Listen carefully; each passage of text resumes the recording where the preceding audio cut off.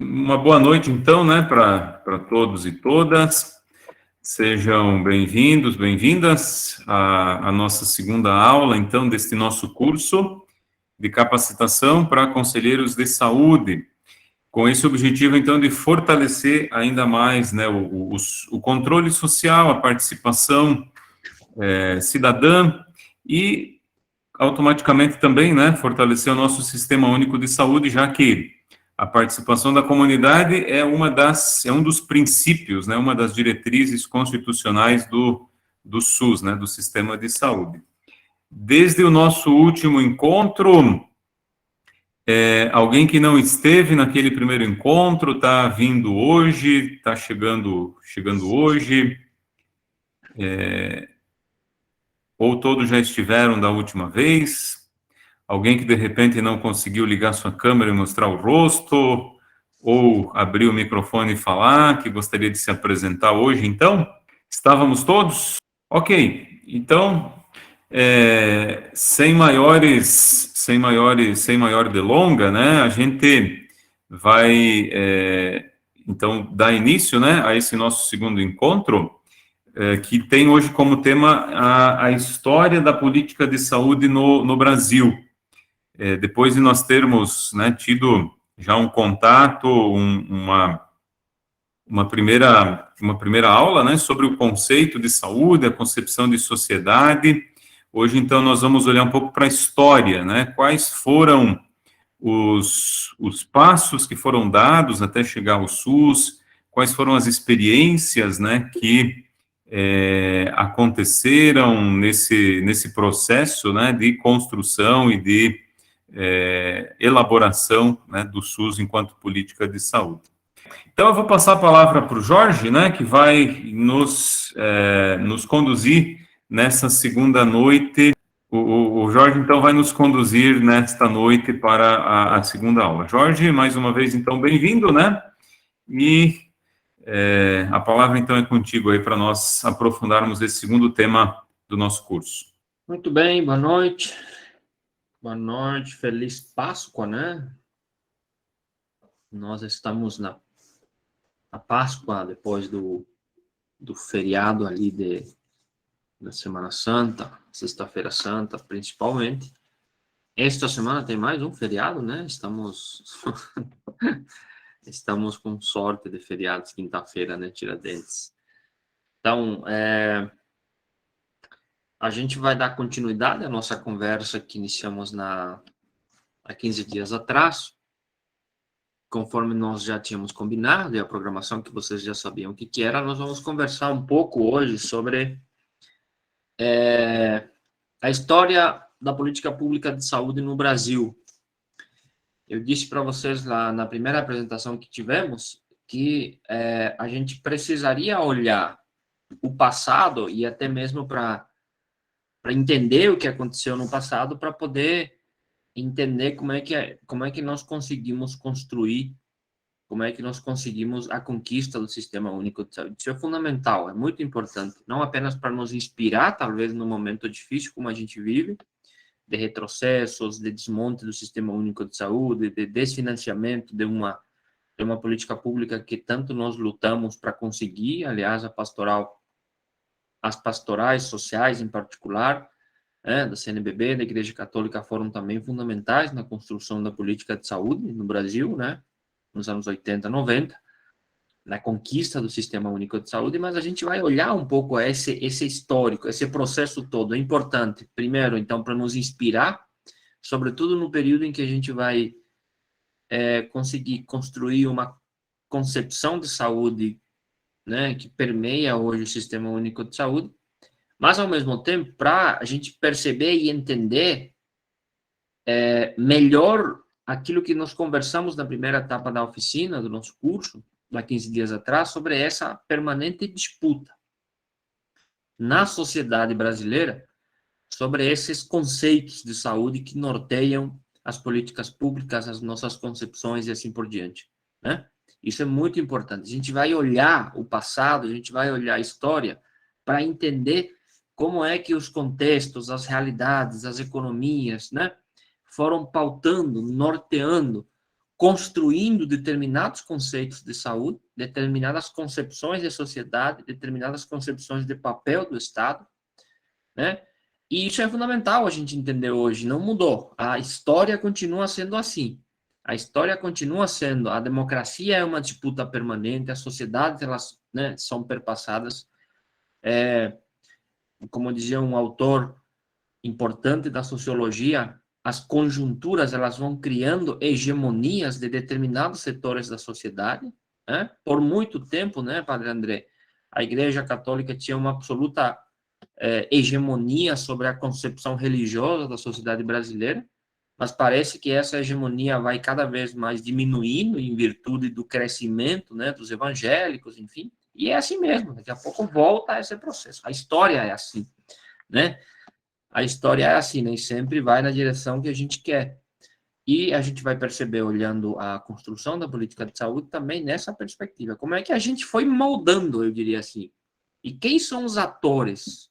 Qual foi o papel dos sujeitos na moldura dessa concepção de saúde que a gente teve em diferentes períodos da história brasileira até chegar na concepção de saúde como direito humano fundamental?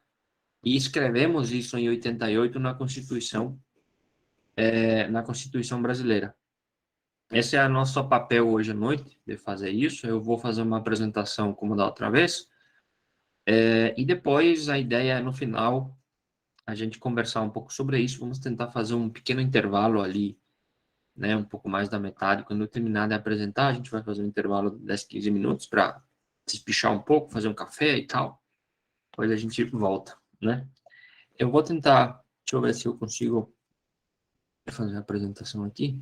Vamos lá, eu vou falando aqui, de quando em quando eu vou pedir para vocês se vocês estão aí, porque já me aconteceu de eu me empolgar na explicação, mas fazia 40 minutos que eu tinha saído saído do grupo e eu continuava apresentando aqui.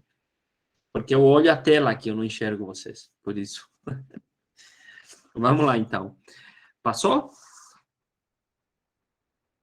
Sim, estamos retomando. Ótimo, é isso aí. Vamos lá. Então, eu falei antes, né?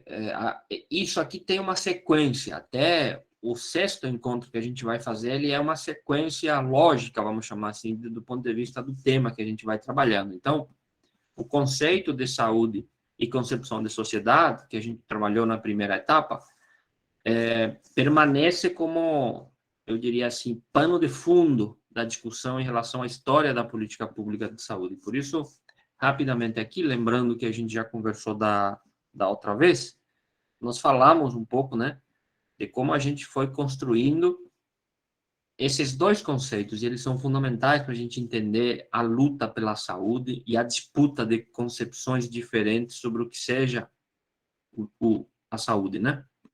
Uma concepção que tem a ver com o direito das pessoas e uma outra concepção que tem a ver com a mercadoria, a saúde como algo a ser comprado, algo a ser consumido como qualquer outra coisa no mercado dos produtos, né? Então, o conceito de saúde se relaciona com um modelo de sociedade. Isso é muito importante, a gente vai ver como isso se construiu na história, né? E também com uma concepção do papel do Estado. Eu falava para vocês, né? Assim, na academia, nas universidades, quando a gente estuda sociologia, então a gente fala muito de tamanho do Estado. Os economistas falam muito sobre isso. Tamanho, o Estado tem que ser grande, o Estado tem que ser pequeno, né? Os debates nas eleições, os partidos têm suas ideologias e elas defendem, umas que defendem o Estado chamado Estado máximo e outros que defendem o conceito de Estado mínimo. Uns que são mais uma concepção liberal da economia, né? Não dos costumes, estou falando aqui só da economia, porque o liberal nos costumes é outra coisa, né? E outros que são mais a concepção socialista, eu diria assim, da social-democracia do papel do Estado, né? E essas concepções, elas mudam conforme as hegemonias que eu falei antes, depende muito de como os resultados aparecem, sobretudo nas eleições, né? Essa relação é permeada, esse é o ponto central, e vocês vão ver isso na história também, por aquilo que a gente chama de tensionamento entre duas concepções de saúde, né? Nos seus municípios não estão terceirizando a atenção básica. No Brasil, não estamos permitindo a entrada, por exemplo, do capital internacional no mercado da saúde, recentemente aprovado pelo Congresso Nacional, né? As pessoas não estão propondo planos populares de saúde como uma alternativa, como uma saída para o Sistema Único de Saúde, que supostamente é inviável, né? Essas todas são concepções que marcam essa relação, esse tensionamento. Tem gente defendendo isso, e nós aqui defendendo uma outra concepção de saúde. Essa é a disputa da sociedade. E é isso que a gente vai fazer o tempo todo. Nós vamos defender o SUS sempre, contra aqueles que querem privatizar. Nós achamos que tem que fazer concurso público e não terceirizar a atenção básica, e não só a atenção básica, mas também a média e alta complexidade. A gente acha que o SUS tem que ter uma rede de hospitais de alta complexidade e não ficar contratando serviços de iniciativa privada. Tem que ter a sua própria rede de média e alta complexidade. Hoje, 70% a 80% dos recursos da média e alta complexidade vai para hospitais privados, por exemplo, né? E assim por diante. Percebam que são concepções diferentes, e sobre isso a gente precisa ter clareza. E então, como é que a gente construiu essas concepções todas ao longo da história no Brasil, né? Ao longo do tempo que nós temos aqui. E aí, uma pergunta bem simples para a gente começar a discutir aqui, não precisam responder. Vocês lembram como era a política de saúde antes do Sistema Único de Saúde? As pessoas mais novas não lembram, né? Tem uma geração inteira que já vive dentro do SUS. Nasceram, inclusive, nos hospitais do SUS, com os cuidados do SUS e tudo, né? E talvez tenha dificuldade de olhar para trás. Eu não conhecia o Brasil antes do SUS. Eu entrei no Brasil em 2003. Não sei como era antes, né? Eu tenho ideias de como era antes, pelas leituras, pelos relatos e tal, mas eu não vivi no Brasil antes do SUS. Provavelmente muitos de vocês viveram antes do SUS, né? Como é que era? Era muito diferente, né? Tem alguém ali em casa com aquela carteirinha do INAMPS? Parece que era uma carteirinha amarela, alguma coisa assim. Tem gente que tem ainda isso em casa. Isso tem tudo a ver com a história da saúde no Brasil, né? E como é que nasceu o SUS? Isso é muito importante, assim. A gente sabe como nascem os filhos, né? Os animais, enfim. Como é que a gente conquistou a casa, como é que a gente foi, sei lá, fazendo faculdade. E o SUS? Como é que o SUS nasceu? Sempre existiu? Não, nem sempre existiu. A gente está sempre dizendo, o SUS nasce em 88, na Constituição Federal, na nossa última Constituinte. Vira política pública em 1990, com a Lei Orgânica do SUS, a famosa 8080 e depois a 8142. Ou seja, 88, 90 e a Lei Orgânica do SUS. É ali que nasce o Sistema Único de Saúde. Antes não existia, ninguém falava de SUS. Mas como é que a gente chegou a essa ideia? Como é que nós conseguimos fazer isso? É isso que a gente vai olhar um pouco aqui, rapidamente. Eu vou trabalhar com vocês 4 momentos da construção da história das políticas públicas de saúde no Brasil. E vocês vão se acostumando com essas tipo colunas que estão ali, né? Vocês estão vendo na parte verde, período, contexto, depois ações de saúde e o conceito de saúde e de Estado. Eu vou primeiro descrever a parte do período e do contexto, e eu vou explicar como é que esses períodos e esses contextos produziram ações de saúde, que é a coluna do meio, e como é que essas ações de saúde foram embasadas por um determinado conceito de saúde, por um determinado conceito de Estado, ou de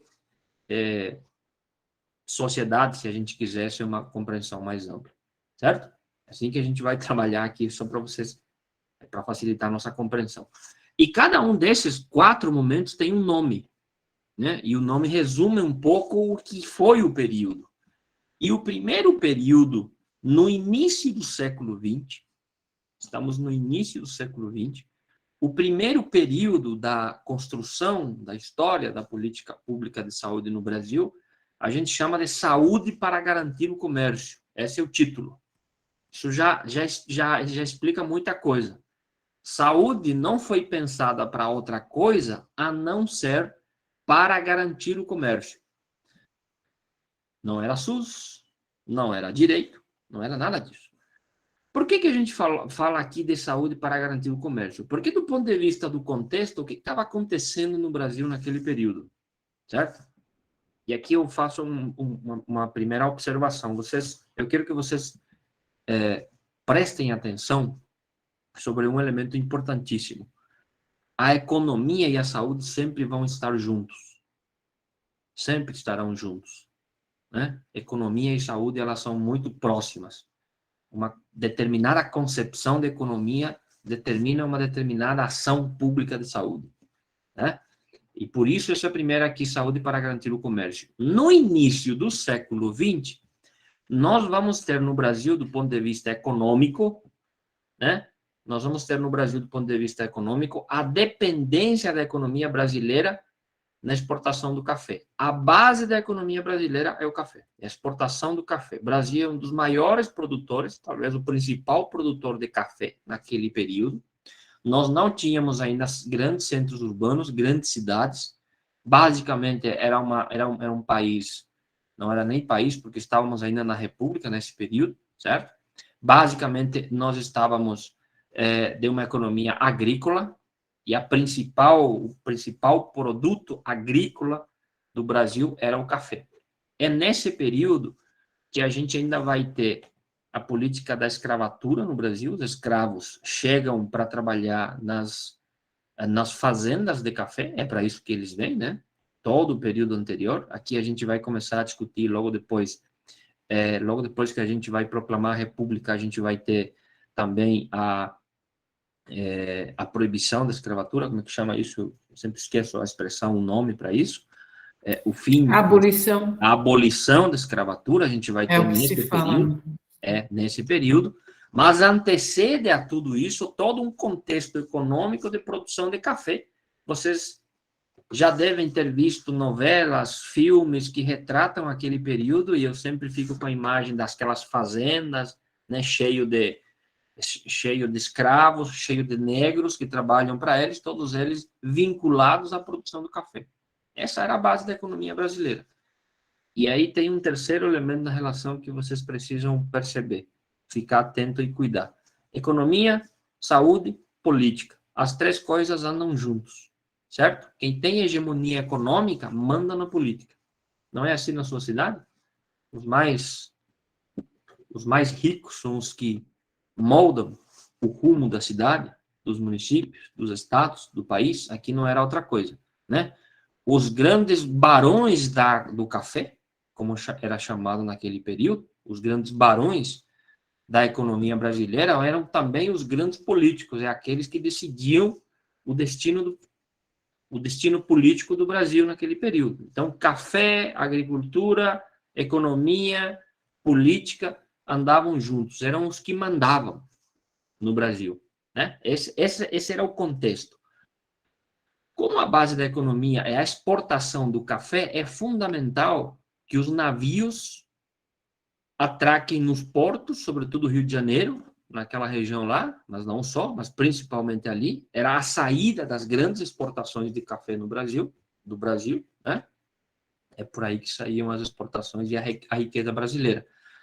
E esses portos vão começar progressivamente a concentrar gente, concentrar pessoas e criar as primeiras cidades um pouco maiores.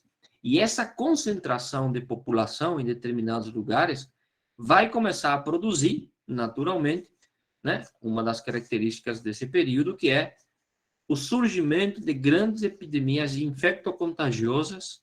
Citamos aqui três: a varíola, cólera, tifo.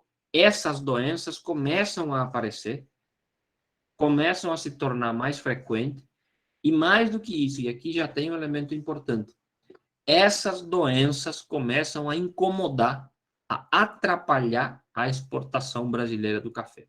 Por que começa a atrapalhar? Porque os navios, os barcos que vinham para atracar nos portos para levar café, se negavam a atracar por conta dessas epidemias, né? Se negavam, porque não queriam levar essas epidemias para seus países, para os seus continentes. Portanto, era um problema econômico o surgimento dessas doenças, né? Nesse período, a gente vai ter, por exemplo, os cortiços. Esse é o período que vai nascer os grandes conglomerados de pessoas sobretudo ao redor dos portos, como eu falei antes, completamente desajeitado, né? Sem política pública, sem saneamento, sem nada, e isso naturalmente cria uma situação favorável para o surgimento das primeiras grandes doenças, das primeiras grandes epidemias no Brasil. E quando essas epidemias começam a atrapalhar o comércio, por isso saúde para garantir o comércio, aí sim, saúde passa a ser uma preocupação estatal. Aí os barões, os políticos dizem o seguinte, não, se essas doenças começam a atrapalhar a nossa economia, então a gente precisa combater as epidemias. A gente precisa fazer alguma coisa, que é essa coluna, a segunda coluna aqui. Quais são essas ações que a gente vai fazer no início do século XX? Né? O saneamento dos portos, a gente precisa sanear, limpar os portos dessas epidemias. Isso significa muita coisa, entre outras, expulsar, inclusive, os pobres e, inclusive, os escravos agora libertos que se concentram, né? Porque estou aqui pulando vários anos, um período bem longo, né? Nós vamos ter a abolição das escravaturas, os escravos, como alguns teóricos dizem, entre aspas, livres, mas sem nada, se concentram nesses espaços. Isso vai gerar, por exemplo, na literatura, muitas teorias que são absolutamente contestáveis e absolutamente abomináveis, eu diria, hoje em dia, como, por exemplo, de que essas epidemias a gente vai ter por conta dos negros, que naturalmente são propensos a isso, dos pobres que não produzem outra coisa a não ser epidemias, né, como a varíola e cólera. Tem literatura sobre isso, defendendo essa tese, né? E vem nesse período também, que está ali no contexto do início do século XX, a gente vai ter um incentivo à imigração europeia. Como nós não temos mais escravos, a gente vai receber agora os imigrantes europeus que fogem da crise econômica lá da Europa e começam a chegar aqui. Muitos de vocês, inclusive, são frutos desse processo de incentivo à imigração europeia. Recentemente, numa graduação que eu estava fazendo, eu fui ler um texto. É impressionante como é produzido isso. Um texto em que autores e grandes autores defendem a necessidade da imigração europeia para que a gente possa sanear a população brasileira. Vejam só, até então eram só problemas o que a gente tinha. Então, a gente, além de esbranquear a população brasileira, a gente precisa trazer gente que não transmitem doenças. Essa era a discussão, para vocês terem uma ideia do que acontecia naquele período, né? E isso vai gerar, como eu falei antes, o saneamento dos portos, e mais do que isso, que está escrito ali, ações que a gente chama de ações policialescas para combater as epidemias. Nesse período, a gente vai ter, por exemplo, a obrigatoriedade da vacina, né? Que também muita gente, como é que eu vou dizer, revisitou esse período agora na pandemia da Covid-19, dizendo que a gente estava fazendo coisa que foi feito lá no início do século XX, quando também a polícia, com a sua força, ia na casa das pessoas e vacinava as pessoas, né? Lembrando que nesse período a gente vai começar a fazer as primeiras pesquisas para a produção de vacinas. O Manguinhos da Fiocruz, por exemplo, é fruto desse período aqui, nós temos até hoje, né? Um dos nossos maiores centros de produção de vacinas no Brasil, nasce nesse período aqui, né? Mas nasce nessa perspectiva, e é isso que eu quero chamar a atenção sobre a terceira coluna ali. Nasce na perspectiva de, não porque as pessoas têm direito à saúde, não porque nós temos que ter o cuidado com as pessoas, não porque a gente tem que, né, cuidar da saúde das pessoas, não. Nasce essa preocupação da saúde, o Estado tem preocupação sobre isso, porque a doença, as epidemias atrapalham o comércio, atrapalham a economia, afetam a economia. E se começa a afetar a economia, afeta o bolso dos barões, daqueles que vivem, né, das exportações de café. Não tem outra preocupação. Isso aqui é uma coisa muito parecida com o que aconteceu, por exemplo, na crise de 2008. Não sei se vocês lembram da crise econômica de 2008.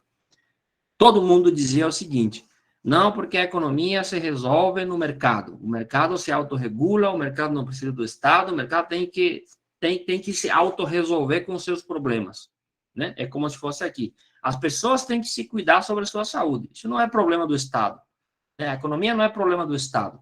Quando veio a crise de 2008, o que aconteceu? O Estado teve que salvar os bancos privados para que estes não desaparecessem do mercado da economia. A mesma coisa aqui.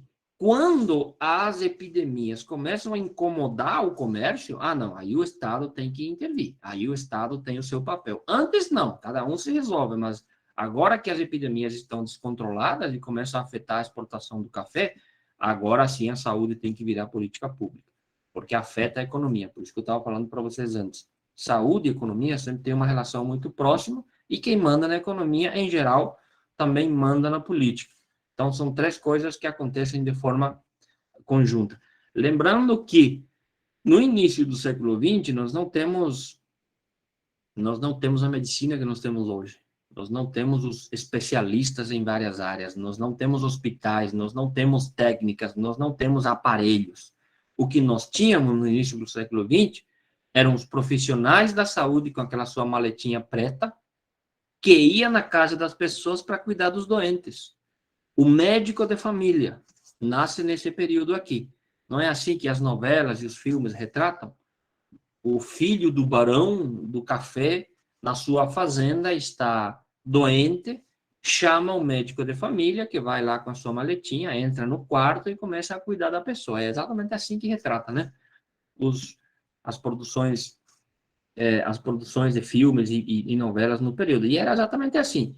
Quem podia pagar, pagava assim. Quem não podia, se defendia como pode. Tanto é que, né, o tempo de vida das pessoas era muito inferior ao que é hoje, porque não existia cuidados médicos como nós temos hoje. Esse é o cenário da saúde no início do século XX no Brasil. É assim que funcionava, né? As ações de saúde, portanto, estão estritamente relacionados aos interesses da economia, única e exclusivamente. O resto, as pessoas tinham que se resolver por conta própria, né?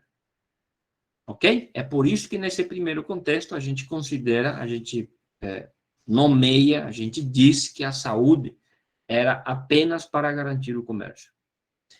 Vamos dar um pulo na história um pouco mais para frente, bem mais para frente, e vamos chegar num segundo momento desse processo histórico de construção do conceito de política pública de saúde.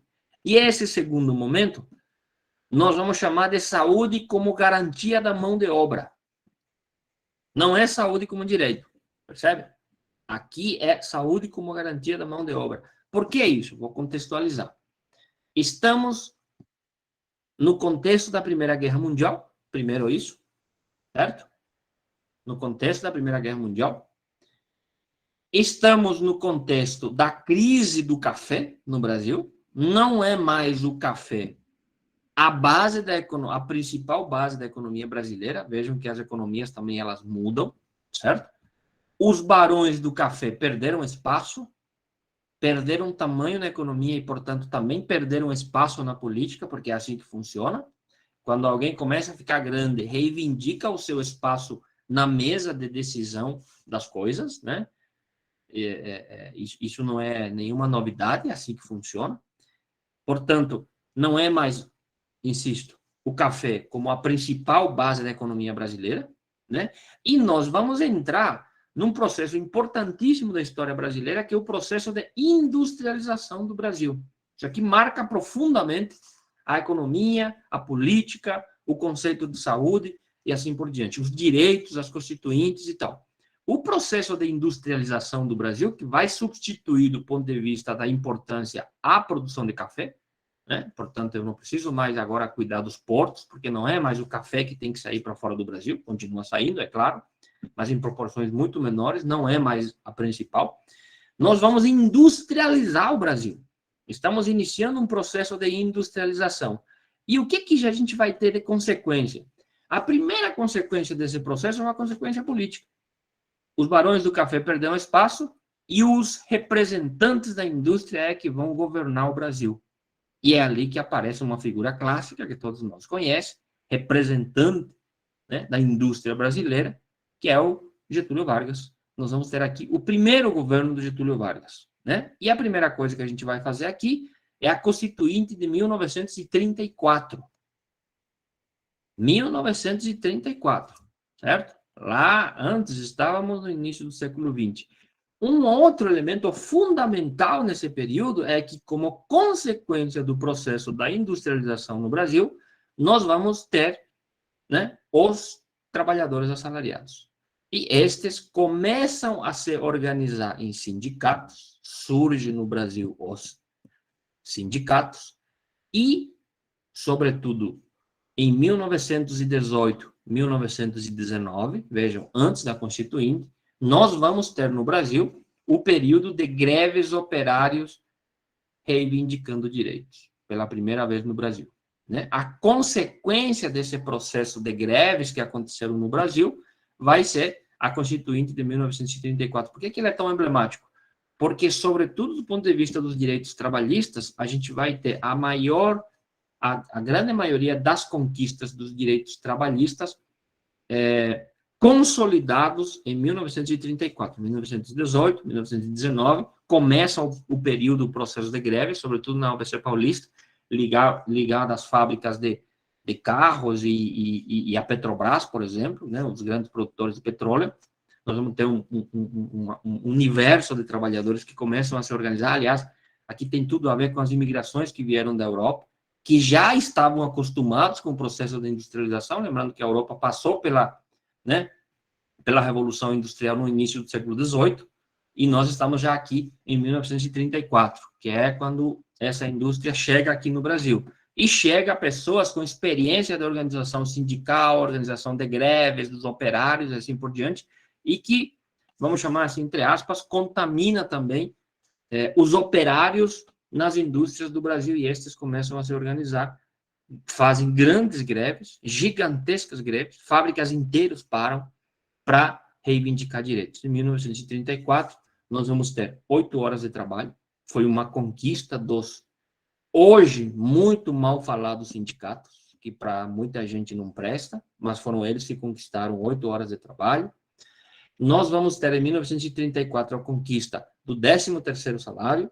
Nós vamos ter, em 1934, a conquista das férias, que nós temos hoje como direito. Aliás, a reforma trabalhista foi uma reforma que foi feita em virtude de 1934. O que a gente reformou recentemente foram os direitos trabalhistas conquistados em 1934, né? Por isso, inclusive, alguns defendiam a necessidade de atualizar.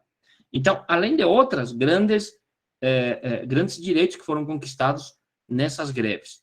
E uma das coisas que vai ter relação direta com a saúde é o tema da aposentadoria. Os trabalhadores também conquistaram o direito à aposentadoria. E é por isso que a gente vai ter aqui na segunda coluna, como vocês estão vendo, 3 abreviaturas que passam a explicar na sequência. CAPS, IAPS e INAMS. Talvez o INAMS vocês já lembrem alguma coisa. A gente poderia colocar um quarto, que é consequência desses 3, que é o nosso atual INSS, certo? E o que vai ser essas CAPS, IAPS e INAMS?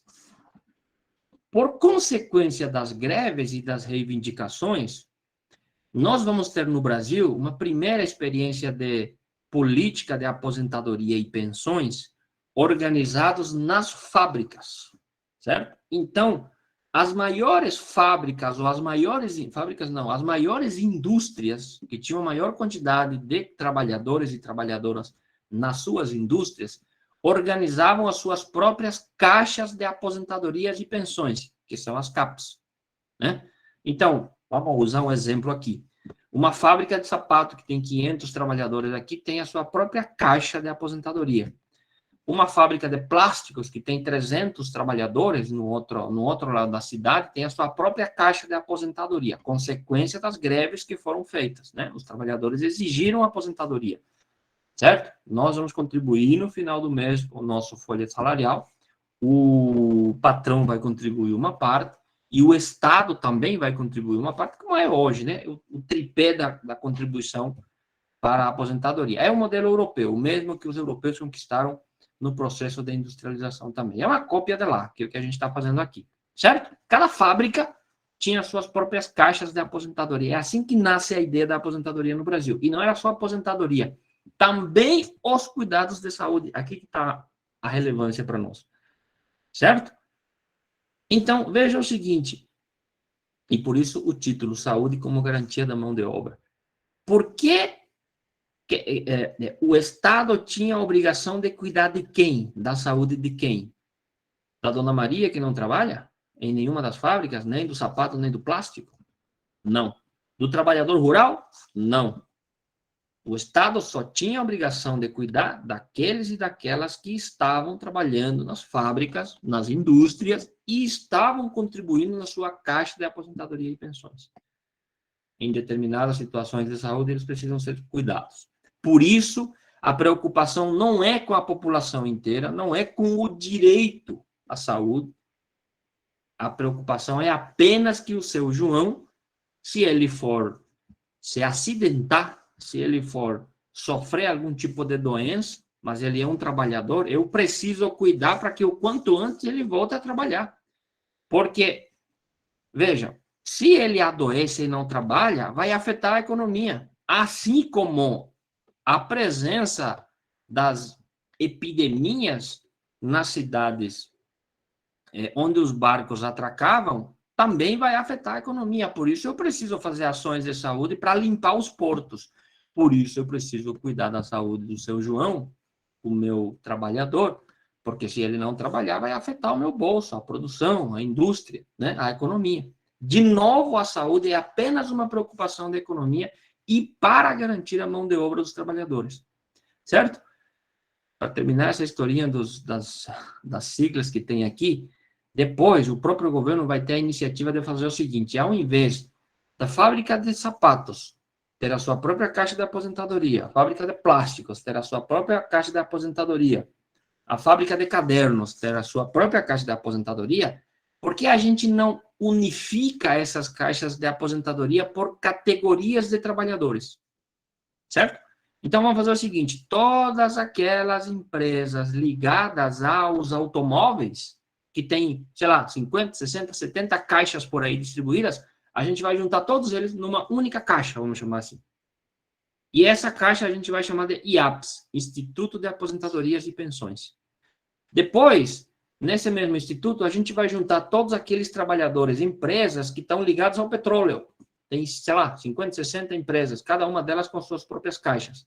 Essas também a gente vai juntar por categorias de trabalho. Certo?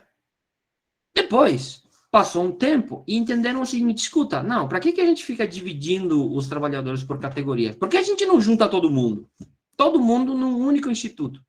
E aí a gente vai criar o INAMPS, a unificação das caixas de aposentadorias, no Instituto Nacional de Aposentadorias e Pensões, que é para todos os trabalhadores, independentemente da sua função, de que empresa ele trabalha, de que área da indústria ele está atuando.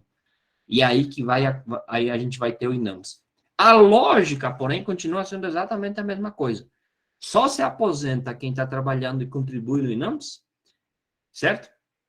Só tem direito à pensão quem está trabalhando e contribuiu, e só tem direito à saúde quem estava vinculado com carteira assinada em alguma dessas indústrias, né? E com contribuição para o Instituto de Aposentadorias e Pensões, o INAMPS. Tanto é que para você poder consultar no hospital, você tinha que ter a carteirinha do INAMPS. Se você não tem a carteirinha do INAMPS, a única coisa que sobra para o brasileiro e para a brasileira eram as instituições de caridade. Inclusive, por isso, nós temos até hoje as Santas Casas de Misericórdia, né? Que nasceram exatamente para cuidar daqueles e daquelas que não contribuíam para as caixas de aposentadoria, que não contribuíam para o INAMPS e, portanto, não tinham direito à saúde. Certo? Essa era a concepção de saúde que a gente tinha. Saúde, portanto, era apenas um cuidado que a gente precisa ter para garantir a mão de obra. É só isso, cuidar dos trabalhadores para que eles possam produzir, para que eles possam trabalhar. E inclusive não é porque eles têm direito, é porque eles precisam trabalhar. Aqui tem uma série de outros elementos que a gente pode trazer aqui. Vocês vão ver que nos primeiros anos, muitos anos, as caixas de aposentadorias, os IAPs e depois o INAMPS, vai ter muita grana, muito dinheiro em caixa, porque a grande maioria das pessoas só contribuíam e ainda não se aposentavam. certo? O problema que dizem que a gente tem hoje, né, de falta de dinheiro no INSS, não era o caso naquele período, certo? Em 88, a gente vai terminar com o INAMS. O INAMS vai virar o que nós conhecemos hoje como o Instituto Nacional INSS de Seguro Social, né? Instituto Nacional de Seguro Social. É a consequência desse processo todo aqui. Só que aí, em 88, como a saúde vai passar a ser um direito das pessoas, a gente vai desvincular o direito à atenção à saúde da carteira assinada. Agora, a aposentadoria continua sendo, né, uma obrigação, a sua contribuição para você poder se aposentar. E aí vira o INSS. Porém, esse dinheiro todo, essa grana toda que nós juntamos no INAMS, foi desviado para muita outra coisa no Brasil e nunca foi devolvido aos trabalhadores. E aí a gente precisa hoje trabalhar até 60, 65 anos, fazer reforma da Previdência, porque não tem mais dinheiro. Mas o nosso dinheiro, o nosso é uma força de expressão, construiu Itaipu Binacional, construiu a Transamazônica, construiu obras gigantescas no Brasil inteiro, financiado com direito dos trabalhadores e que nunca foram devolvidos aos trabalhadores. Vocês devem ter acompanhado no debate da reforma da Previdência um tempo atrás, anos atrás, alguns que eram contrários à reforma, dizendo exatamente isso. Os trabalhadores no Brasil já financiaram tantas coisas, esse é o momento em que, pelo menos o Estado parcialmente, deve devolver esse dinheiro que foi utilizado, né, pelo Estado brasileiro para financiar, inclusive, a gente vai ver na próxima lâmina, inclusive, usamos dinheiro dos trabalhadores para construir hospitais privados, em que, para consultar, o próprio trabalhador que contribuiu com seu dinheiro para construir o hospital, depois, para consultar, ele tem que pagar de novo. Que é um pouco essa nossa esquisita história da relação público-privada no Brasil, que a gente nunca conseguiu resolver adequadamente.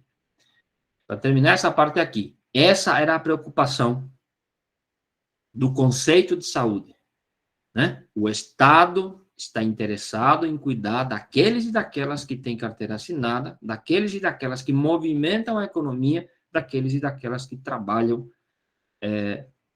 nas indústrias. O resto, como eu falei antes, as santas casas de misericórdia, né? Os chamados indigentes, porque era assim que você era considerado se você não tinha vínculo empregatício, se não tinha vínculo trabalhista, e aí, sobretudo liderado, né, pela Igreja Católica, vai construir uma série de ações de saúde que vai cuidar daqueles que não têm direito à saúde naquele período, não tinham direito à saúde naquele período, né? O conceito de caridade, por exemplo, vai ser fundamental para cuidar daqueles e daquelas que não estavam cobertos pelo INAMS, pelos CAPs, pelas IAPs. Ok? E eu vou, na terceira parte da nossa historinha aqui, para dizer o seguinte, essa terceira parte aqui Professor, é o que a gente chama de posso saúde. só fazer uma Oi? parte ali? Eu tinha levantado a minha mãozinha, Pode? Mas eu vou interromper o senhor. Eu queria, desculpa, mas eu queria perguntar justamente nessa parte ali. Será que aquele dinheiro todo que tinha naquela época não foi um pouco, talvez justificaram, desviar ou usar para outra coisa, porque naquela época ainda não tinha ninguém que estivesse aposentado e que estava precisando receber daquele lugar. Porque, primeiramente, eles tinham que contribuir, né? A maioria das pessoas não estava em tempo de se aposentar ou de receber aposentadoria, porque naquela época também as pessoas faleciam muito mais jovens devido a menos cuidados de saúde e essas questões todas, né? Isso me veio agora, e eu queria, assim, que o senhor desse uma fala sobre isso um pouquinho, porque me parece que, justamente, eu agora estou numa situação muito parecida com o meu plano de saúde, que não é o meu plano de saúde só, que é o meu plano de previdência também, onde eu sou servidora municipal. E usaram, por um período grande, esse instituto começou a ser criado, e aí, em vez do município repassar para o instituto, ele foi parcelando, porque não tinha, não precisa desses recursos, e quando chega um montante de gente para poder receber, eles parcelaram tanto, eles enxugaram tanto, desviaram tanto para vários lugares, que agora estão nos sobretaxando para conseguir manter o nosso instituto. Uhum. Não sei se me fiz entender, mas é uma Sim. questão assim que eu queria que desse mais uma olhadinha para isso. Obrigada. Sim. Como é que é o teu nome? Eu sou Nair, moro no Rio Grande do Sul Nair. e sou servidora pública municipal, agora aposentada, de Novo Hamburgo. Novo Hamburgo. Estamos Nair. com várias manifestações para podermos ter os nossos direitos garantidos. Hoje, inclusive, meus colegas estão lá na Câmara de Vereadores. Então, isso está na rede, sabe? Não tenho vergonha nenhuma de expressar isso, porque é um movimento bem forte e é um direito que a gente tem por ter contribuído, sei lá, 25 anos, a maioria dos professores, alguns, inclusive, 30 anos, por ser servidor de carreira, né? Mas aí, quando chega no momento da pessoa estar mais tranquila, aí começa aquela coisa assim, e agora querem fazer a reforma da Previdência no Instituto também, então, são N questões que deixam a gente bastante ansioso, nervoso, né? Veja, Nair, a gente poderia, talvez esse exemplo que você traz, ajuda a ilustrar melhor aquilo que eu falei antes. De 88 para cá, diferente do que era antes, as empresas criavam suas próprias caixas, vamos chamar assim, agora as prefeituras e os estados criam as suas próprias caixas, né? Seus próprios institutos de aposentadoria, como esse que você está vinculado, por exemplo, né? Com todos os seus problemas que você já relatou aqui. Então, você tem o INSS, que é para o Brasil inteiro, mas depois cada município, provavelmente, se não todos, muitos, tem o seu próprio instituto de aposentadoria, com as suas próprias regras, muito parecidas todas elas, né? E veja, o princípio, né, é exatamente o mesmo aqui. Você acabou de dizer, eu também tentei explicar um pouco isso, assim. Nos primeiros anos, todo mundo contribui e quase ninguém usa. E aí tem muito dinheiro. Como tem muito dinheiro, a gente acaba fazendo outras coisas. Eu falei antes, por exemplo, e aí eu vou citar mais um aqui, Ponte Rio-Niterói. Não sei se alguém conhece o Ponte Rio-Niterói, que é uma obra gigantesca. A Transamazônica, é a BR que atravessa o Brasil inteiro, quase, né? Que nunca foi terminada, né? E que nunca foi terminada. A Itaipu Nacional, que é uma das maiores obras hidrelétricas do mundo. Tudo isso foi construído com dinheiro dessas caixas e desses institutos, certo? No caso, hoje em dia, como você estava falando antes, as prefeituras aqui em Passo Fundo, recentemente foi a mesma coisa. A prefeitura foi condenada a pagar não sei quantos milhões para repor a caixa do Instituto de Aposentadoria dos Servidores Municipais, né? Porque não foi pagando aliás, primeiro pagava tudo e sobrava dinheiro em caixa, e aí por uma decisão, por uma proposta do executivo, uma decisão do legislativo autorizando ele a usar o dinheiro dos servidores para outras coisas, com a promessa de que depois vai devolver, depois foi parcelando a devolução, enfim, essa confusão que tu acabou de dizer. Então, o princípio é exatamente o mesmo. É por isso que a gente sempre fala, não há, como é que se diz, não há falta de recursos no nosso sistema de aposentadoria. O que há é o desvio de finalidades e recursos que não foram devolvidos para os trabalhadores. Mas, insisto, a lógica que eu estava tentando explicar aqui é a mesma coisa que hoje é praticado em vários municípios. Talvez outras pessoas que estão aqui estejam fazendo a mesma coisa. Hoje, talvez uma das agendas mais comuns nos municípios, aqueles municípios maiores, é a reforma da Previdência dos servidores municipais, né? A grande, Passo Fundo foi assim, Porto Alegre foi recentemente assim, Canoas eu sei que foi recentemente assim, por exemplo, Novo Hamburgo estão votando, você disse, em Santa Catarina deve ser a mesma coisa, né?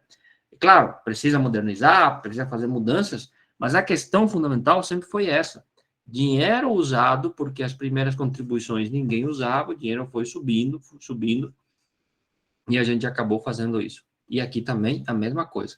Além, Nair, dos desvios, né? Além da corrupção. Não estou falando aqui apenas das obras que foram feitas com o dinheiro dos trabalhadores. Também desviaram o dinheiro dos trabalhadores, também roubaram o dinheiro dos trabalhadores. Até hoje, aliás, a gente tem experiências assim. Então, foi bom você ter trazido isso, porque eu acho que as coisas elas são muito parecidas e ajudam, inclusive, a gente entender esse processo. Depois a gente pode conversar melhor sobre isso, não sei se eu consegui dialogar com a tua preocupação. Quero só continuar aqui para depois a gente fazer um pequeno intervalo. Vamos passar num terceiro momento da construção da política de saúde no Brasil, que a gente vai chamar de saúde como negócio. Veja, na primeira parte a preocupação era a saúde como é que a gente chamou antes? A saúde para garantir o comércio, economia, né? Na segunda fase, a preocupação da saúde era com a mão de obra daqueles que geram lucro para as indústrias, que são os trabalhadores. Só que agora, no pós-Segunda Guerra Mundial, com o desenvolvimento da indústria química, nós vamos estar aqui no auge da ciência, certo? No auge da ciência, coisa que nós não tínhamos antes, com uma influência fundamental norte-americana, né? Quem sai absolutamente fortalecido na Segunda Guerra Mundial, você sabe que foram os americanos, né? E aqui a gente vai fazer um negócio impressionante chamado, que alguns chamam de revolução industrial da medicina, né? Nós vamos passar a compreender, a entender que dá para ganhar dinheiro com a saúde. Antes era só para cuidar do comércio, né? Tem que garantir o comércio. Então, vamos botar a polícia para vacinar, vamos fazer pesquisa para que as pessoas possam se vacinar e evitar que as endemias e as pandemias, enfim, surjam, né? As doenças se espalhem. Portanto, eu, como Estado, vou cuidar para que as pessoas não adoeçam, de modo que a gente possa exportar a nossa produção e os navios venham aqui. Depois, vamos cuidar do trabalhador, vamos desenvolver ações de saúde para que o trabalhador possa estar sadio e produzindo para nós. Só que agora, do nada, não é do nada, né? Só que agora, de repente, a gente dá conta que, olha, não precisa só cuidar deles, dá para ganhar dinheiro com a saúde. A saúde pode ser um bom negócio com, né, o desenvolvimento da indústria química, sobretudo, né, o surgimento dos equipamentos médicos, das vacinas, enfim, tudo aquilo que faz parte do desenvolvimento científico da medicina, sobretudo da indústria química. Nós vamos a compreender a saúde como um negócio. Não é só cuidar das pessoas. Agora eu posso vender para ti a saúde. Antes eu queria cuidar do trabalhador. Antes ainda de todas as pessoas para que elas não atrapalhem o comércio. Não, agora eu posso vender serviços de saúde para você, né? Sobretudo com a ideia do movimento hospitalocêntrico. O que nós vamos ter de novidade aqui? Eu fiz isso também na outra turma, eu queria aqui rapidamente fazer uma coisa simples para a gente poder entender como é que a história ela se desenvolve. Quando a gente chama esse período de revolução industrial da medicina, isso é fundamental para a gente poder entender o que nós temos hoje, por exemplo, né, da saúde como negócio, que permanece até hoje. O que a gente vai ter? Na Revolução Industrial, propriamente dita, no século XVIII, eu dizia, o que nós inventamos? Vocês sabem o que foi inventado para que a Revolução Industrial acontecesse? Sem o qual não teria sido possível a Revolução Industrial? A gente inventou uma coisa chamada motor, certo? No século XVIII, final do século XVII, início do século XVIII. Nós inventamos o motor. E o que faz o motor? Para que a gente usa o motor? O motor só faz uma coisa, né? A razão de ser do motor é o movimento. Motor produz movimento. Sem motor o carro não vai, sem o motor a máquina não trabalha, sem o motor a geladeira não gela, né? O motor produz movimento. E foi isso que a gente inventou. A humanidade inventou o motor para a Revolução Industrial. Então, o cara que produzia 2 sapatos por dia em casa, sem o motor, de forma artesanal, o motor consegue fazer com que ele produza 500 sapatos por dia, 2.000 sapatos por dia, né? Por quê? Porque o movimento que eu fazia com as mãos, eu posso fazer talvez 200.000 vezes mais rápido com o motor. que gera movimento. O que a gente faz? Nós vamos pegar o motor e vamos colocar o motor num galpão. E vamos chamar as pessoas para que esse motor possa produzir aquilo que a gente quer que ele produza. Colocam as máquinas trabalham operado pelas pessoas. Esse galpão, onde a gente coloca o motor, a gente vai chamar de fábricas. Fábrica não é outra coisa do que o lugar onde a gente concentra os motores que produzem coisas para a indústria, para o consumo, para as pessoas. E quem tem que operar isso são as pessoas, que a gente chama de operários, trabalhadores. E depois a gente vai inventar um salário, e depois a gente vai pagar para eles pelo salário, e a gente vai explorar eles 14, 16 horas por dia, depois eles vão fazer greve, eles vão reduzir essas horas, e assim por diante, né? Essa é a história. O que a gente vai fazer na medicina? Uma coisa muito parecida com a Revolução Industrial. E por isso a gente vai chamar de Revolução Industrial da Medicina. Nós vamos criar máquinas. Nós vamos inventar máquinas na medicina. Não é mais o fulaninho lá, o médico que vai com a sua maletinha lá na casa da Dona Maria para cuidar do filho dela que está com febre alta e tem que botar um paninho, uma água fria para botar aqui na cabeça e tentar dar algum remédio para ela, ou eventualmente se tem uma fratura, ele vai lá ele vai lá com a tesoura dele e com fio e, sei lá, tenta costurar ali mesmo para tentar resolver e depois tentar evitar, infecções. Não. Agora, se o filho da Dona Maria está com dor, com febre, não vamos mais tratar ele na casa dele. Ele vai ter que ir no hospital. Então, o que a gente faz? A gente cria as máquinas de tratamento na área da saúde e coloca essas máquinas num galpão. E como é que a gente chama esse galpão das máquinas da saúde? A gente chama de hospital. Né? A mesma coisa que a Revolução Industrial, só que agora com um nome diferente. E nós vamos concentrar todas as máquinas da saúde num prédio chamado hospital e vamos trazer os trabalhadores da saúde, incluindo os médicos, enfermeiros e assim por diante, para cuidar daqueles que adoecem e vai lá. Por isso que eu posso vender. Agora, não estou mais preocupado com o barco que vai chegar lá no porto, não estou preocupado com o seu José que vai adoecer e não vai trabalhar. Não, eu quero vender saúde. Se tu tá com dor de cabeça, meu amigo, eu posso te fazer aqui um exame, e esse exame vai ter que te dar R$150, eu te vendo. Vem aqui, eu não vou na sua casa, vem aqui. Aqui tem as máquinas para a gente te atender. Assim que a saúde passa a ser um negócio. E vejam o seguinte, aqui na segunda coluna, nós vamos utilizar no Brasil os recursos, Nair, dos CAPs, das caixas de aposentadorias. Nós vamos utilizar os recursos dos institutos de aposentadorias e depois a gente vai utilizar os recursos do INAMPS, para financiar construção de hospitais, inclusive com o argumento de que vai cuidar dos trabalhadores. Mas já começamos a fazer negócio com eles. E é quando a gente vai começar a vender as chamadas medicinas de família, né?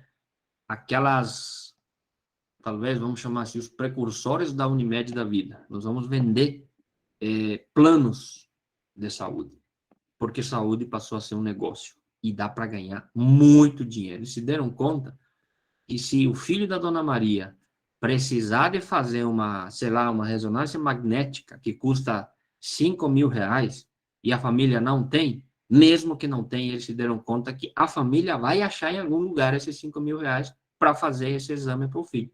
Não vai deixar de morrer. Então dá para ganhar muito dinheiro. Saúde, portanto, pós-Segunda Guerra Mundial, passa a ser compreendido como um negócio. Não é direito. Longe disso. É um negócio, né? E, de novo, o conceito de saúde é apenas a ausência da enfermidade e as ações de saúde do Estado estão relacionadas aos interesses da economia. Agora, a saúde vai movimentar a economia, portanto, a gente vai facilitar o negócio da saúde por aqui. Esse é o terceiro momento do processo de construção do conceito de política pública de saúde no Brasil. E, para terminar, nós vamos chegar na quarta fase desse processo todo. Embora a gente vai ficar pouco tempo aqui, eu acho sempre o momento mais importante, porque acho que a gente fez no Brasil uma coisa excepcional, sensacional, e até agora eu não sei como é que a gente conseguiu fazer. Eu tenho pistas, mas eu não sei como é que nós tivemos a capacidade de fazer isso, que é, embora a saúde tenha sido visto nesse período como negócio, nós vamos começar a discutir no Brasil a saúde como direito humano fundamental. Apesar do processo todo contrário a essa concepção, nós vamos fazer no Brasil, e vejam, aqui está a grandeza do SUS, inclusive, e mais do que a grandeza do SUS, aqui está a grandeza dos movimentos sociais, das pastorais sociais, dos intelectuais, das universidades, dos estudantes, dos profissionais da área da saúde que conseguiram entender que saúde é um direito das pessoas e começaram a lutar por isso. Mas vamos fazer um pequeno retrocesso a esse processo todo. Como consequência do processo de industrialização, como consequência do processo de sindicalização, né, de um movimento muito fortalecido, de uma concepção ideológica diferente da concepção liberal, diferente da concepção do negócio e sim do direito, nós vamos começar a fazer no Brasil discussões, movimentos, articulações em torno de grandes reformas que eram necessárias fazer no Brasil. E nós vamos fazer isso no período dos anos 60, dos anos 70, talvez no final dos anos 50 a gente vai começar a fazer isso. Então, o cenário político brasileiro era movimentos populares fortalecidos, em busca de reformas de base, como a gente chama, movimentos sindicais que conquistaram gigantescos direitos, como esses que eu acabei de falar antes, e, portanto, absolutamente fortalecidos. Estes movimentos todos passaram a reivindicar grandes reformas de base no Brasil. Reformas sociais, reformas políticas, reformas econômicas estruturais, reforma urbana, reforma agrária, reforma educacional e também a reforma da saúde. Isso era o que estava na agenda desses movimentos todos. E aqui, como é que dizia um cara aqui, meus queridos, eu quero fazer uma ênfase muito importante que a gente precisa mais do que nunca reforçar contra aqueles e aquelas que, infelizmente, nos últimos anos têm feito o esforço de negar aquilo que foi feito em 64. A resposta a esses movimentos todos que ganhava força por uma reforma estrutural no Brasil foi a ditadura militar de 1964, certo? Para calar, para segurar, para impedir, para inviabilizar essas reformas todas, incluindo a saúde, foi necessário uma ditadura militar. Portanto, a ditadura não é outra coisa do que evitar essas reformas que eram necessárias fazer no Brasil. Não tem nada a ver com evitar o comunismo, não tem nada a ver com, né, esses movimentos todos, obviamente, eram movimentos mais ligados à ideia da social-democracia, de um Estado um pouco maior do que um Estado mínimo, né? E aí é muito fácil você querer associar uma coisa com outra. É lógico que nesse período nós estávamos vivendo no mundo a Guerra Fria, essa disputa, né, da União Soviética com os Estados Unidos. Nós estávamos tendo, em toda a América Latina, um esforço gigantesco dos americanos para evitar reformas desse nível, e aí você cria, não só no Brasil, mas vários países, inclusive no meu, lá no Paraguai, nesse mesmo período também a gente vai ter a ditadura militar. Foi necessário para aqueles e aquelas que eram contra essas reformas todas que aconteceu. Então, tudo isso vai terminar em 64, em que serão perseguidos, torturados. Aliás, vocês viram? Saiu ontem, no Fantástico, os áudios de como a gente torturou gente não, né? De como se fez tortura no Brasil, inclusive. Talvez, quem sabe, ilumine aqueles e aquelas que ainda continuam querendo negar o que aconteceu. Pronto. Vejam o seguinte, em 1963, um ano antes da ditadura militar, nós fizemos a terceira Conferência Nacional de Saúde. E vejam, quais eram as pautas da terceira Conferência Nacional de Saúde? A criação de um sistema de saúde para todos, no mesmo período em que o pessoal estava discutindo a saúde como negócio, Nós, movimentos pastorais, sindicatos, movimentos sociais, enfim, fizeram uma terceira Conferência Nacional de Saúde com o tema Um Sistema Único de Saúde para Todos. Não é só para aqueles que têm carteira assinada. O direito à saúde, diziam os que estavam na Conferência Nacional de Saúde na terceira, deveria ser universal. Na época não era universal. Isso em 63, um ano antes da ditadura. Organizado de forma descentralizada. Não é assim que a gente tem hoje, a gente defende sempre o princípio organizativo do SUS, né? Ela é descentralizada, visando o protagonismo dos municípios. É essa política ascendente, como a gente chama, né? As conferências começam no município, vai para o estado e vai para o governo federal, vai para o nacional, né? Isso tudo já estava na pauta da terceira Conferência Nacional de Saúde e que depois será sepultado em 64 com a ditadura militar. Mesmo com tudo isso, na década de 70, certo? Início dos anos 70, nós vamos retomar esse movimento de reforma no Brasil, né? Pelo movimento chamado Movimento da Reforma Sanitária, que reunia profissionais, professores universitários, movimentos sociais, e que retomam a terceira Conferência Nacional de Saúde e continuam, né, com o processo, com a ideia de construção de um sistema único de saúde, em pleno período da ditadura, porém, já começando a ficar, como alguns chamam de branda, ou seja, já havia uma abertura maior para a organização social, sindical, né, para movimentos e tal, começava a ficar um pouco mais fácil, ou não completamente proibido como era antes, mas ainda dentro da ditadura militar, a gente vai retomar esse processo da reforma sanitária. E aqui é muito importante dizer o seguinte, no mundo, nesse período, a gente vai começar a discutir a Declaração Universal dos Direitos Humanos, né, que é no final ali da Segunda Guerra Mundial, a Declaração Universal dos Direitos Humanos, que são os princípios dos direitos humanos. Isso a gente vai trazer no Brasil e vai traduzir isso do ponto de vista das políticas públicas, na saúde em particular. Nós vamos ter, por exemplo, em Alma Ata,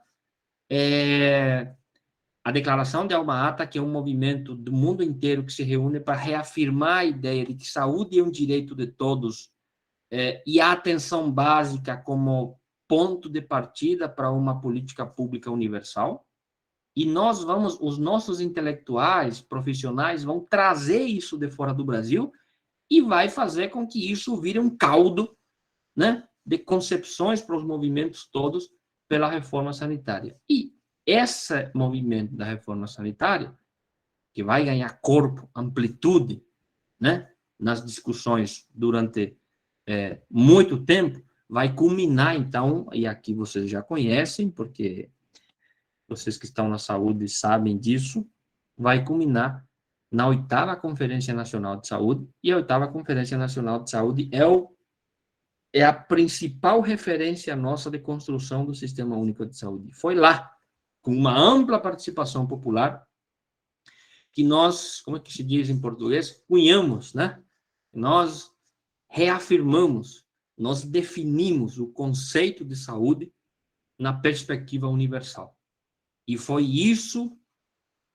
essa 8ª Conferência Nacional de Saúde a base para a elaboração na Constituinte de 1988 do conceito de que saúde é direito de todos e dever do Estado. Não é suficiente você reconhecer o direito, né? Nós temos no artigo 5º da Constituição o reconhecimento de vários direitos, mas nem todos eles viraram políticas públicas para atender o enunciado do direito. Nós dissemos, saúde é o direito de todos, não é só daqueles que trabalham, não é só para limpar os portos, nada disso. É saúde e direito de todo mundo, todo e qualquer brasileiro, ou toda e qualquer pessoa que está no território brasileiro. E mais, a garantia desse direito é obrigação, é responsabilidade do Estado. Por isso, saúde, direito de todos e dever do Estado. Isso está lá na Constituinte de 1988. E aí, para terminar, para a gente poder operacionalizar esse enunciado, nós vamos criar, em 1990, na 8080 e depois a 8142, os elementos de construção da política pública de saúde que vai dar conta do enunciado do direito.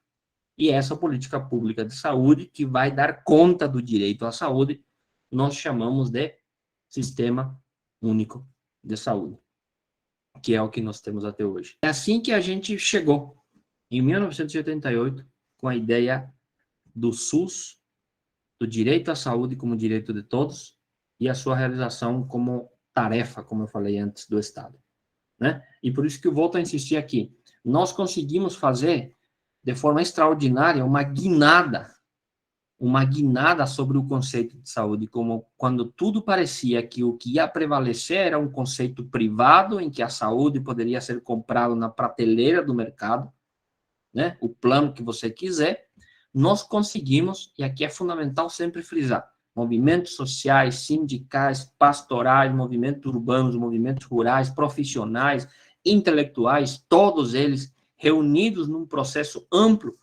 né, por dentro do chamado movimento da reforma sanitária, nós conseguimos produzir uma hegemonia, é assim que a gente pode chamar aqui, uma hegemonia, uma capacidade política de influenciar a escrita da Constituinte de 1988. Se nós não tivéssemos isso, o SUS não teria sido um direito, né? A saúde não teria sido um direito, e o SUS não teria sido possível. Vejam o seguinte, essa extraordinária experiência das mobilizações que o Brasil tem, fez com que o Brasil tivesse hoje um sistema universal de saúde. Não é assim no Paraguai, que não teve essa experiência toda, não é assim no Colômbia, que não teve essa experiência toda, não é assim no Uruguai, não é assim no Chile. Agora, com a Constituinte que eles estão discutindo, talvez eles consigam isso, como consequência, por exemplo, de todo o processo de mobilização que os estudantes fizeram tempos atrás. É assim que funciona. A sociedade civil, ela tem que se mexer, se mobilizar. Direitos não caem do céu, por acaso. Elas são consequências de uma construção social, política, né, de grandes movimentos sociais, de grandes lideranças, de grandes sujeitos que conseguem fazer isso. Foi assim que a gente fez no Brasil. E esse, mais ou menos, foi o caminho que a gente percorreu. É lógico que a gente não vai entrar aqui sobre o que vem depois de 88, né? E aí o esforço gigantesco nosso de construir o Sistema Único de Saúde com seus milhares de desafios que a gente vai tratar nas próximas etapas.